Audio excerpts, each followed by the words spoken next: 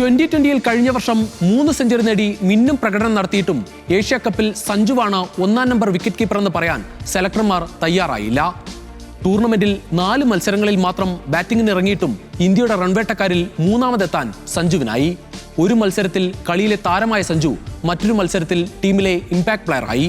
തഴയാനാകാത്തതുകൊണ്ട് മാത്രം ഓസ്ട്രേലിയക്കെതിരെയും സഞ്ജുവിന് 2020 ടീമിൽ സ്ഥാനമുണ്ട്. എന്തുകൊണ്ട് സഞ്ജുവിന് പകരം ധ്രുവ് ജുറേൽ ഏകദിന ടീമിലെത്തിയെന്ന ചോദ്യം പ്രഖ്യാപനം കേട്ട മാധ്യമപ്രവർത്തകർക്കെല്ലാം ഉണ്ടായിരുന്നു. മുഖ്യ സെലക്ടർ അജിത് അഗാർക്കറിന്റെ മറുപടിയാണ് രസകരം. സഞ്ജു സാംസൺ ഒരു ടോപ്പ് ഓർഡർ ബാറ്ററാണ്.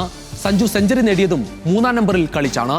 ഇന്ത്യൻ ഏകദിന ടീമിന്റെ ടോപ്പ് ഓർഡർ സ്ലോട്ട് പൂർത്തിയായതിനാൽ മധ്യനിര ബാറ്ററായ ധ്രുവ് ജുറേലിനെ ടീമിലെടുത്തു എന്നാണ് അജിത് അഗാർക്കറിന്റെ മറുപടി. ഇതേ സെലക്ടർമാരാണ് 2020-ൽ സഞ്ജുവിനെ ടോപ്പ് ഓർഡർ സ്ഥാനം ഒഴിവാക്കി മധ്യനിരയിൽ കളിപ്പിക്കുന്നതും. ഓരോ മത്സരവും സഞ്ജുവിന് വെല്ലുവിളിയാണ്. ക്രിക്കറ്റിലെ മോഹൻലാലായി ഏത് വേഷവും ചെയ്യാൻ തയ്യാറാണെന്ന മെന്റാലിറ്റിയാണ് സഞ്ജുവിനെ ഇവിടെ വരെ എത്തിച്ചത്. അത് തുടരട്ടെ.